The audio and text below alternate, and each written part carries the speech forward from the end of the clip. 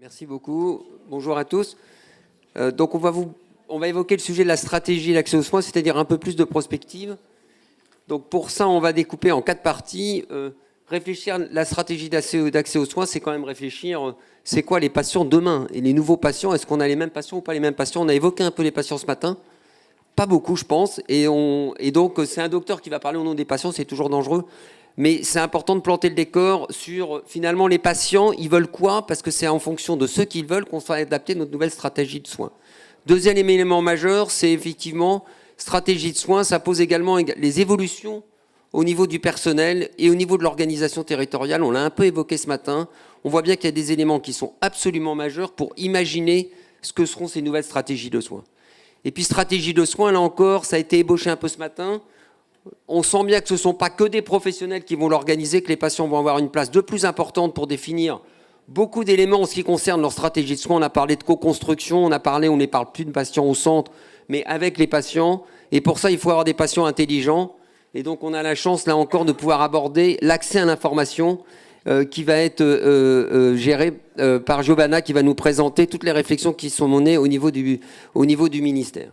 Et puis enfin, on a parlé un peu des territoires. En préparant la table ronde, on s'est dit que nouvelle stratégie d'accès aux soins, c'est forcément des réflexions et des vraies ruptures en ce qui concerne le système de gouvernance et le système de territorialité. Et donc, Claude Darcourt, qui est le directeur de l'ARS, merci beaucoup d'avoir pris le temps de venir, va nous faire également un certain nombre de propositions sur ce sujet. On s'est proposé, en préparant table ronde, au début, je vais vous poser des questions, on va passer dans ce sens-là. Première partie de la première question, c'est finalement qu'est-ce qui change par rapport aux patients, au personnel ou ces demandes d'information. Et puis deuxième question, finalement, on va aller vers quoi et quelles seront les 2-3 idées fortes, les propositions qui vont nous modifier de façon importante dans l'organisation et la mise en place des stratégies de soins et ce qui permettra de faire la bonne jonction avec la table ronde qui suit. Pierre, les patients de demain, dans 2 ans, dans 3 ans, c'est les mêmes qu'aujourd'hui et ceux d'hier? Alors, effectivement, on est face, on l'a déjà évoqué ce matin à plusieurs reprises, face à une vraie évolution, une évolution qui est en fait une vraie révolution dans l'avènement de la pathologie chronique et la problématique du vieillissement. Ça veut dire quoi ça? Ça veut dire que globalement, la relation thérapeutique ne peut plus être une relation verticale avec le patient. Elle est l'élaboration d'un contrat de soins qui élabore à partir des demandes et de ce qu'on peut apporter. C'est pour ça que cette question de l'accès aux soins est si importante, parce que dans ce qu'on peut apporter, ce n'est pas un seul professionnel, c'est plusieurs professionnels tout au long de l'histoire du patient pendant très longtemps. Qui dit une forme de contrat thérapeutique, dit aussi le fait qu'il va falloir intégrer à l'intérieur de ça des données qui sont des indicateurs qu'on n'a pas beaucoup l'habitude en France probablement d'intégrer, qui sont des indicateurs fonctionnels associés. Et pour voir dans ma pratique clinique beaucoup de patients d'horizons différents, mais souvent beaucoup avec des pathologies chroniques, la demande des patients quant aux conséquences fonctionnelles des traitements, par exemple en cancérologie, est un élément très important qu'on a souvent du mal à intégrer à l'intérieur des systèmes. Et puis le troisième point, c'est qu'entre ce que nous on pense, et tu as raison d'avoir évoqué le fait qu'il est dangereux de faire parler des patients avec les médecins, je voudrais juste illustrer par un tout petit point l'importance de pouvoir recueillir des données réelles de santé, et en particulier chez les personnes vulnérables. Parce que si les données macro montrent une forme d'homogénéité entre les pays développés, c'est probablement pas du tout le cas dans les pathologies chroniques, et en particulier chez les patients vulnérables qui cumulent à la fois souvent les difficultés sociales et les difficultés de santé. Et dans ce cadre tout à fait spécifique de la prise en compte de ces données fonctionnelles, on voit bien qu'on est dans de la pluriprofessionnalité, en même temps que de la pluridisciplinarité qui doit pouvoir s'inscrire dans le temps pour répondre aux objectifs. Et ça, c'est un objectif majeur, parce qu'à partir du moment où on élabore le contrat, on peut mettre en place les stratégies de prévention. Juste une petite illustration. À votre avis, quelle est la première cause de réhospitalisation ou d'hospitalisation pour un patient qui a une sclérose en plaques? On pourrait imaginer la pathologie neurologique, le déficit moteur, etc. Non, c'est 300 fois plus l'infection urinaire. Quand on regarde les recommandations des agences, etc., ça n'apparaît pas. Donc ça veut dire quoi? Ça veut dire qu'entre ce que les patients demandent, entre ce que nous on demande, il y a un élément supplémentaire, c'est quel est le réel. Et est-ce que ce réel est pris en compte ou ne l'est pas? Merci Pierre, mais donc tu évoques un sujet absolument majeur, c'est qu'il va falloir qu'on imagine, plutôt en interprofessionnel probablement qu'en pluriprofessionnel, c'est vraiment tous à un certain niveau, que l'on soit capable, pour chaque patient, et avec le patient, de construire une décision. Est-ce que c'est pas ça la vraie révolution? Quand on parle d'individualisation, c'est moins un sujet finalement. Notre prouesse, ça ne va pas être le problème de la prouesse technique. Finalement, est-ce que demain, notre organisation de soins, c'est notre capacité d'avoir cette prouesse avec un patient, de trouver le bon compromis pour le patient en fonction de ce qu'il souhaite dans son écologie?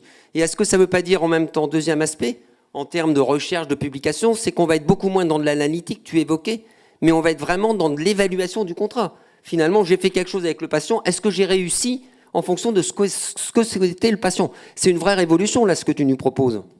Alors oui, je vais illustrer ça aussi par quel compte-rendu d'hospitalisation s'accompagne en cas de pathologie chronique d'une projection de trajectoire de soins. Il y a sorti tel jour, tel traitement, reconvoqué en consultation tel jour, point. Le contrat n'est même pas évoqué à l'intérieur de ça et la trajectoire non plus. Oui, sur le sujet de l'évolution des attentes des patients, vu côté manager et non pas médical, ça va effectivement très très très vite. Comme tu l'as dit Philippe, ils sont demandeurs d'une vraie co-construction de leur prise en charge globale et pas simplement thérapeutique. Et ça va être encore plus là dans les années à venir, puisqu'on parle aujourd'hui de plus en plus de médecine renversée. C'est-à-dire qu'aujourd'hui, on soigne des patients, vous soignez des patients qui ont des affections réelles, concrètes. Demain, de plus en plus, on va inverser cela et soigner des patients qui ne sont pas malades. Et soigner des patients pas malades, ça va encore plus renforcer probablement ce que vous évoquiez sur cette nécessité de dialogue. Je voulais juste aussi rajouter sur un marqueur d'évolution extrêmement rapide de l'attente des patients, c'est les réseaux sociaux. On voit aujourd'hui qu'une institution, quelle que soit sa taille, un hôpital, un CHU, une clinique, si elle communique par les canaux classiques, on passe à côté de la cible. Aujourd'hui, 90% des messages se passent par les réseaux sociaux. Et c'est là qu'il faut investir en termes de communication aussi. Oui, je voudrais compléter ce qui a été dit. Et je suis venu avec un ouvrage dont je vous recommande la lecture et je le laisserai à Elisabeth Hubert pour un certain nombre de raisons, qui s'appelle Marseille 2040, le jour où notre système de santé craquera. Et pourquoi je vous parle de ce livre, c'est qu'il est écrit par un écrivain connu, qui s'appelle Philippe Pujol, qui a écrit un certain nombre d'ouvrages, et nous l'avons immergé dans un travail de prospective. Et il en a déduit cette sorte de fiction, c'est comment les choses s'organisent en 2040, après une grande crise qu'il a eu la prudence de mettre en 2028, donc suffisamment loin pour que nous soyons les uns et les autres peut-être à l'écart. Je vous dis ça parce que dans sa thématique, le patient, pour lui, est accompagné par un assistant virtuel. Et on voit bien émerger, il y a ici un certain nombre de représentants probablement des startups qui travaillent là-dessus, mais on voit bien que le patient lui-même, dans l'attitude qui est la sienne, est à présent ou sera bientôt accompagné par toute une série d'indicateurs, d'indices qui lui diront très précisément comment il va, où il en est sur ces mesures fondamentales. Et d'une certaine manière, on est dans une logique de patient augmenté qui est aussi une chose à prendre en compte dans la réponse du système sanitaire, me semble-t-il. Et cette réalité d'assistant virtuel, on sent qu'elle arrive, il y a déjà des tentatives, et comme elle fait peur, personne ne veut véritablement la prendre en compte, me semble-t-il. Je crois qu'il faut intégrer cette dimension prospective qui est tout à fait fondamentale, en plus au rythme où les choses s'accélèrent. Alors, j'ai réagi juste très brièvement. Il me semble que pour éviter que justement le système craque en 2040, il y a plusieurs éléments, entre autres. L'un est celui de la participation des patients et de leurs représentants aux travaux. Or, je suis désolée Didier d'avoir relevé cette manque juste aujourd'hui, mais ce n'est plus possible de faire des rencontres sur la santé sans faire participer les représentants des patients. Ce n'est vraiment plus possible. Les patients, on n'arrête pas de répéter depuis ce matin qu'on est là avec les patients, patients au centre, patients centriques. Ils sont où les patients? Alors, je veux bien que tout le monde dise on est tous patients, on est tous proches de patients, mais c'est là d'où on parle. Et les patients, ils ont le droit de parler et de parler sur la tribune. Ça, c'est ma première question. La deuxième, c'est les citoyens. Et alors là, je rebondis à l'implication effectivement des outils numériques et au contraire de l'intelligence artificielle qui est très en vogue en ce moment. Pour cela, il y a aussi une composante en amont qui est celle de l'éducation des citoyens aux enjeux de santé. Alors, la ministre vient de présenter dans la SNS, la stratégie nationale de santé, et le plan national de santé publique, des questions relatives à la prévention. La prévention est mise au centre de la trajectoire de vie des personnes. L'éducation à la santé, l'éducation aux enjeux, à la préservation du patrimoine de santé, mais aussi l'éducation à ce que c'est une décision sur propre parcours de santé est nécessaire. Et pour cela, il faut donner des moyens, des outils aux patients et aux citoyens. Et ça, c'est effectivement le centre de la réflexion qui est porté aujourd'hui au ministère de la Santé. Je rebondis sur l'aspect technologie. Je vous conseille d'aller regarder le sondage qu'on a fait avec Odoxa, MNH Group et la ZIP notamment, il y avait Orange, qu'on a sorti cette semaine sur nouvelles technologies, les usages des nouvelles technologies. Et il y a deux éléments absolument majeurs, je trouve, qu'il faut retenir. C'est un niveau d'acceptabilité extrêmement important, en tout cas de demande, et en particulier avec l'idée que les nouvelles technologies, ça permettra d'améliorer la qualité des soins, mais, et c'est extrême, c'est du même niveau que la qualité des soins, exprimé par les patients et les professionnels de santé, ça va servir essentiellement pour la prévention, à des taux d'environ de 80%. Donc on voit bien qu'il y a tous les indicateurs montrent une appétence. Par contre, quand on regarde dans la vraie vie aujourd'hui, finalement, quand on demande aux Français quelle est la proportion qui ont eu des médecins qui leur ont proposé des nouvelles technologies, en fait, il n'y en a que 15%. Donc on voit qu'on a un grand décalage, c'est vraiment intéressant de regarder, un grand décalage entre, on voit bien ce qu'on pourrait faire, on voit bien les usages, plutôt dans les domaines novateurs. La prévention, on ne s'attendait pas à avoir des chiffres aussi forts, mais qu'aujourd'hui, on est encore au début de l'aventure et qui va modifier forcément des relations avec les professionnels.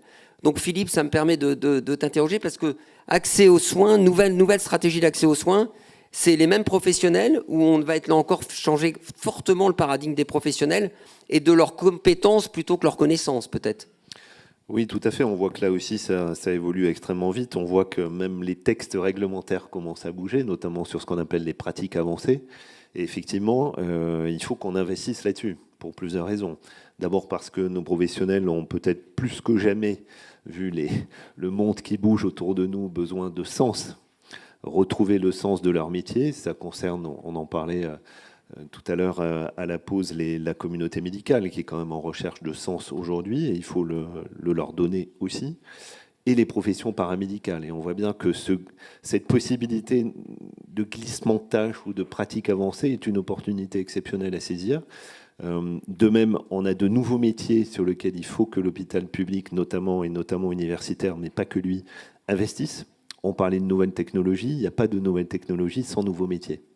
Et notamment des métiers qui font ce lien entre le médical et le technique. Et j'observe qu'il y a, y compris dans les sections CNU, qui donnent le là quand même sur les nominations d'hospitaliers universitaires, il y a maintenant il y a des espaces pour aller recruter des médecins qui ont ces pluriformations, la pluridisciplinarité que tu évoquais, Philippe. Donc oui, il faut qu'on bouge les lignes là aussi sur les nouveaux métiers entre médecins et paramédicaux. L'imagerie, par exemple, est un domaine sur lequel il y a beaucoup de choses qui se passent aujourd'hui. C'est une manière de garder nos imageurs, démographie quand même extrêmement sinistrée sur le plan national. C'est aussi une manière de garder nos bons manip radio. Donc à 200% d'accord sur le fait qu'il faut aussi faire bouger les lignes sur les métiers. Oui. Mais ça m'amène deux questions.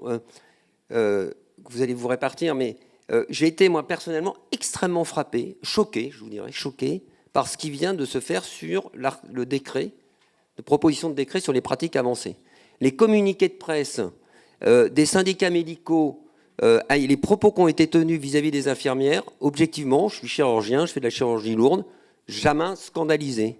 Et je me dis que finalement, on parle, on se fait plaisir, on dit on va travailler ensemble. Est-ce que tu as l'impression qu'à l'heure actuelle, nos corporatismes, j'utilise le mot parce qu'on se le dit off, donc il faut le dire publiquement, est-ce que nos corporatismes fait qu'à l'heure actuelle, on n'est pas dans une réelle qualité de relations interprofessionnelles et qu'on est dans des systèmes un peu de silos, probablement avec des sens différents, ou est-ce que tu as l'impression que ça bouge, par exemple, à Nantes, au CHU? Est-ce qu'on a l'impression d'avoir cette réalité de cohésion, ou est-ce que vous avez l'impression au niveau de l'ARS? Parce qu'on sent que ce sujet est clé.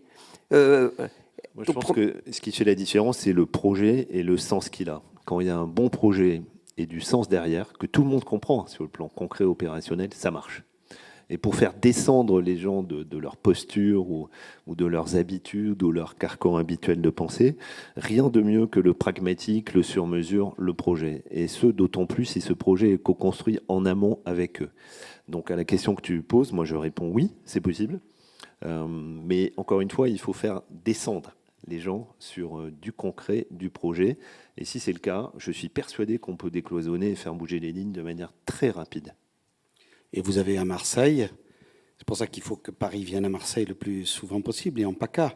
Il faut débrancher BFM, il faut débrancher APM, il faut débrancher Hospimédia, il faut se débrancher de cette couche faussement représentative. Mais vous avez à Marseille, à l'université Aix-Marseille, tout un cycle de formation en pratique avancée. Et donc, dans quelques mois, nous aurons les premières promotions d'infirmières pratique avancée. Quel que soit, et à Nantes aussi probablement, quel que soit ce que les uns et les autres disent, et la qualité des liens qui s'établissent au plan local avec pragmatisme, fait qu'il n'y a aucun doute sur le fait que cette forme de spécialité prendra pied et apportera un vrai plus. Je crois qu'il faut laisser quelque part une certaine mousse retomber, et moi ce qui rend optimiste, c'est que sur le terrain, les choses bougent, pour peu que les gens prennent le pouvoir sur ces sujets, et ne se laissent pas embrouillé par effectivement des communiqués dont vous parlez. Oui, juste rajouter un point. Ça part aussi du fait que dans la formation médicale, on a formé sur un modèle très biomédical avec la pathologie, ses hypothèses physiopathologiques. Le traitement est terminé. À partir du moment où on intègre la composante fonctionnelle et la composante de temps, les choses changent. Je vois par exemple à quel point s'est modifiée l'oncologie médicale depuis 20 ans. Quand vous allez dans n'importe quel centre anticancéreux, l'obligation et la nécessité d'avoir une organisation du parcours, des organisations entre les professions médicales et avec les paramédicaux. Alors évidemment, il y a encore des gros trous dans la raquette, mais je suis tout à fait d'accord avec vous, la nécessité fait loi. Encore faut-il qu'on l'ait inscrite dans le gène du médecin dès le début, et des autres professions aussi, que la pratique professionnelle aujourd'hui, et en particulier avec l'enjeu de la pathologie chronique, ne peut pas faire l'économie d'une collaboration efficace, y compris potentiellement avec des glissements de tâches.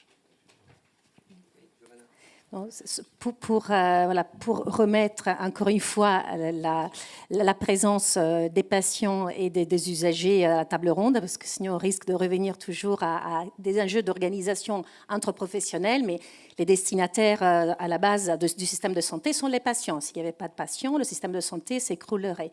Et donc, ça me donne l'occasion de dire que la question du changement de paradigme de la formation des professionnels prévoit aussi l'intégration des savoirs des patients, donc tout ce qui est expertise des patients, expertise aussi des autres paramédicaux sur l'implication sur la formation des professionnels de santé. Et puis, encore une fois, ça a été évoqué à un début de table ronde, cette conception de décider ensemble, donc de changement de pratique pour accepter que dans la décision du professionnel de santé soit intégré aussi le point de vue, la valeur, la stratégie de vie du patient. Et ça, ce dispositif est un dispositif qu'on apprend, qui n'est pas inné chez les professionnels de santé. Il faut que ça soit objet d'une formation. Et ça demande d'une part de la formation du professionnel de santé et d'autre part, encore une fois, une augmentation de la capacité des patients de cerner les enjeux qui les concernent, donc une augmentation de la littératie. D'où tout l'intérêt de développer des projets, des outils qui augmentent la connaissance des citoyens et des personnes bien portantes et malades des enjeux de santé et des enjeux personnels de leur santé. Philippe, tu as commencé à parler un peu de nouveaux patients, de nouvelles responsabilités. Et, dans un territoire, ça veut dire également qu'il va y avoir à un moment donné probablement la nécessité d'une graduation des soins. Dans cette nouvelle stratégie, on l'a évoqué un peu ce matin, mais ça va forcément à ce moment-là de pair. Bien sûr.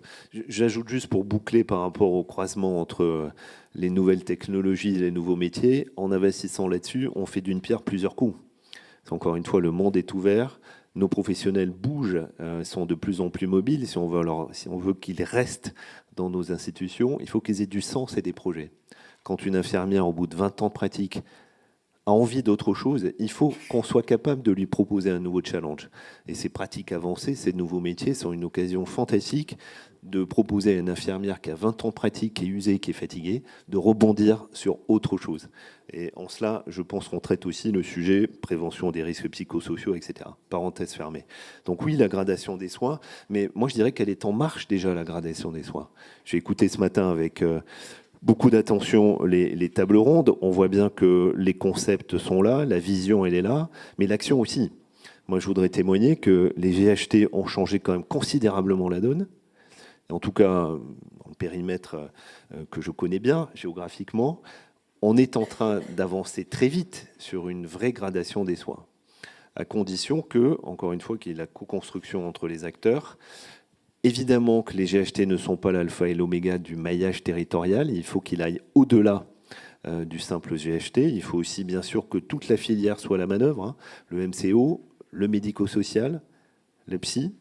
Réinventer aussi un lien avec le privé, le libéral, y compris en allant défricher de nouveaux sujets comme pourquoi pas se mettre d'accord sur des parcours de médecins, de chirurgiens, partager public-privé. Voilà, c'est aussi tout ça qu'il faut défricher. Voire de statut unique.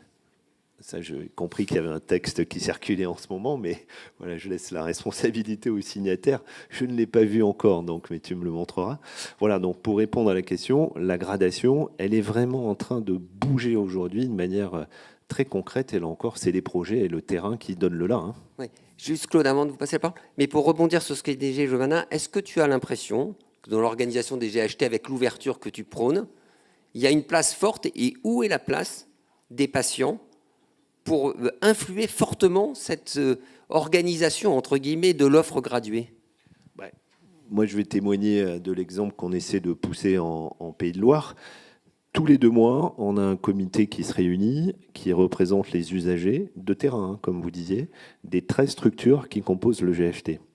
Moi, je viens systématiquement à ce comité qui se réunit tous les 2 mois. Les usagers sont non seulement au courant, puisqu'ils sont associés aux décisions sur le GHT. Donc là, je resserre la focale juste sur le GHT.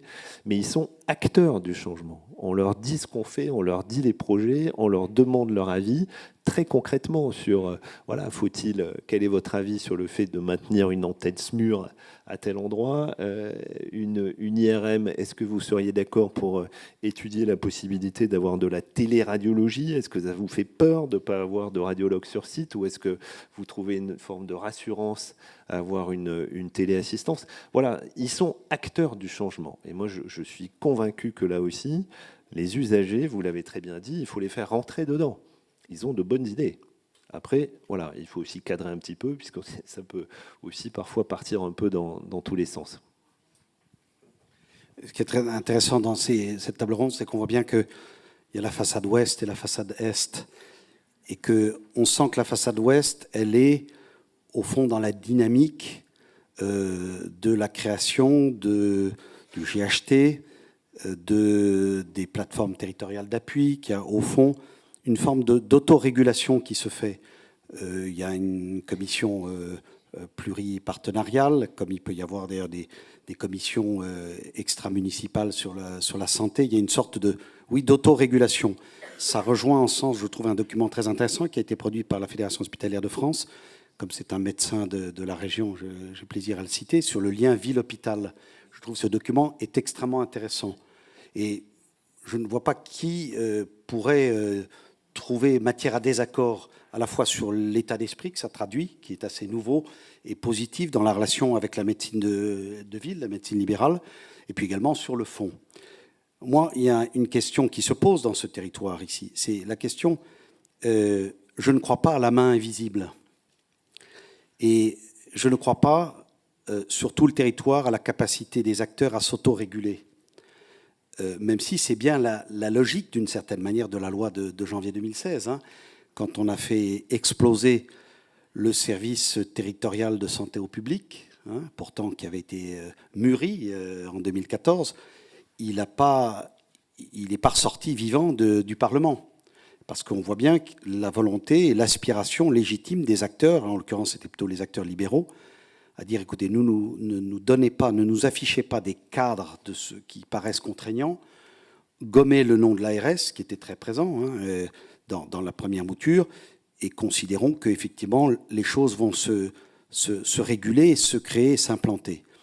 Je pense que là où il faut du pragmatisme, c'est qu'il y ait des territoires où la responsabilité des acteurs et leur niveau de maturité par rapport à l'autorité politique, disons-le. Et il y a également une maturité des autorités politiques chez vous.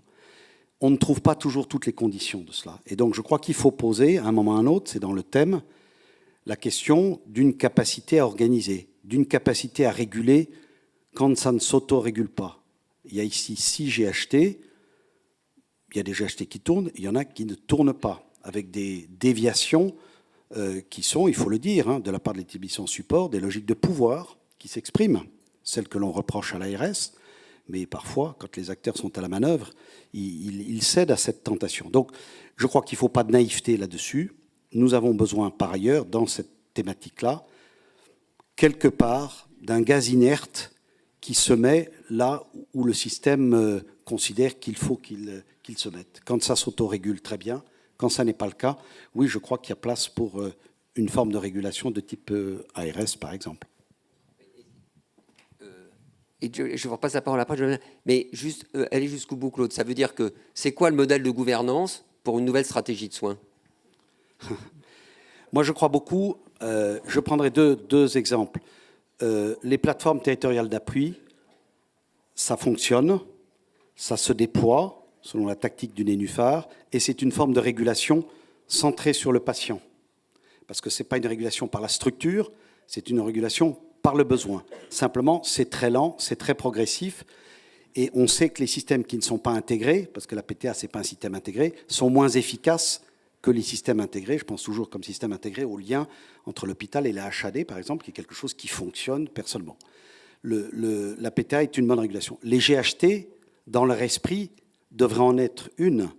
Mais quand vous êtes sur un territoire où à peu près la moitié de l'offre, sans compter sur certaines spécialités, est offerte et fournie par du privé non lucratif remarquable et du privé qui est également de bonne qualité, qu'est-ce qui se passe avec le GHT? Certes, les textes prévoient, etc., mais ça n'est pas demain. Et je crois que notre rôle, c'est de faire jouer les régulations quand elles peuvent. PTA à fond, c'est une autorégulation. GHT à fond, c'est une autorégulation. Mais de constater que quand ces niveaux-là ne fonctionnent pas complètement, eh bien, il faut qu'effectivement, il y ait une sorte d'acteur qui, au nom du service public, hein, c'est bien ce qui nous réunit, est capable d'intervenir. Et je constate que très souvent, sans que ce soit écrit, et ça ne me gêne pas, dans la réalité, ces acteurs ont besoin de cette forme de régulation, ils la souhaitent eux-mêmes. Avant de donner la parole à la salle, on voit bien quand même que les patients vont être clés, comme dans la gouvernance, à la fois dans la relation individuelle et dans la gouvernance, pour pouvoir finalement élaborer ces nouvelles stratégies avec eux. Il faut les aider à être intelligents, entre guillemets, à s'y retrouver. Donc, Giovanna, c'est quoi les grands enjeux pour vous? Parce que vous occupez du système de la plateforme d'information. En quelques mots, avant qu'on donne la question la parole à la salle, vous pouvez nous refaire le point? Oui, donc je m'occupe de la mise en œuvre du service public d'information en santé qui est prévu par la loi et par l'article 88 de la loi de modernisation du système de santé. Et très brièvement, c'est un service public qui a été voulu fortement redemandé par les usagers, par la Conférence nationale de santé, par les associations auxquelles l'État a répondu pour pouvoir offrir de la bonne information fiable, à jour, à tous les citoyens, mais une information évidemment sur l'offre de soins, et donc on est tout à fait dans le thème de la journée, l'accès aux soins autour de soi au bon moment et quand on a besoin et là où on se trouve, donc via un outil de géolocalisation adapté qui s'appelle santé.fr, mais aussi une information de caractère plus éditorial, donc je reviens à la question de la littératie, une information qui permette aux citoyens de monter en compétence sur les questions de santé qui les concernent, mais qui les concernent à titre individuel sur des pathologies, mais aussi sur les questions environnementales, sur le médicament. On voit bien que pour les citoyens, la santé est la deuxième préoccupation plus importante au-delà du travail. Et cette information doit être donnée de façon transparente et fiable. Et face à un foisonnement d'informations extrêmement important grâce, entre autres, à Internet, de caractère très, très inégal, c'est vraiment la responsabilité de l'État d'offrir une bonne réponse qui permette aux citoyens de parcourir sa vie avec une dotation de santé correcte et suffisante. Ça veut dire que demain que je suis malade, j'ai voulu avoir une information sur ma maladie. On va sur santé.fr. On aura ça sur santé.fr. Oui. C'est un énorme... C'est progressif, c'est un projet qui est un outil qui va se mettre en place progressivement grâce d'ailleurs, entre autres, à la présence des ARS sur lesquels on s'appuie parce que l'information territoriale est l'information dans laquelle les agences régionales de santé sont vraiment les protagonistes. C'est un outil qui avance sur la base de l'analyse des usages. Donc, ce sont l'analyse des utilisations que les usagers font qui nous permettent d'orienter le service pour qu'il soit le plus adapté possible. Mais bien évidemment, le défi est de dire le citoyen qui est bien renseigné, il pourra mieux préserver sa santé et accéder mieux aux soins qui lui sont proposés dans une logique de justice sociale, de pertinence, de réduction des inégalités, finalement de démocratie. Je pense que tout le monde est d'accord sur la table ronde. Quelqu'un veut faire une remarque ? Oui, Pierre. Et puis comme ça, tu feras une remarque quasiment conclusion parce que je vois Didier qui nous fait les grands signes. Juste un tout petit point là-dessus, en faisant très attention au fait que dans cette revendication, on ne fasse pas de la normalisation négative. Parce que dans ces besoins, ils ne peuvent pas tous être couverts par le soin primaire ou le soin standard. Et il y a des besoins de graduation spécifiques. Et un des écueils ou une des difficultés dans les relations entre l'offre de soins et les besoins, c'est d'arriver à trouver quelque chose qui soit le plus adapté possible, mais pas forcément le plus normatif. Et tout ça dans une logique de bienveillance et pas de bientraitance. Vous voyez la nuance. Je pense que Didier, on a essayé d'aborder un peu l'avenir en posant un certain nombre de questions, des changements de paradigme clés. Et donc, pour ça, il va y avoir des outils, un certain nombre d'éléments opérationnels, et ça permet d'introduire la table ronde d'après. Nous vous remercions. Merci.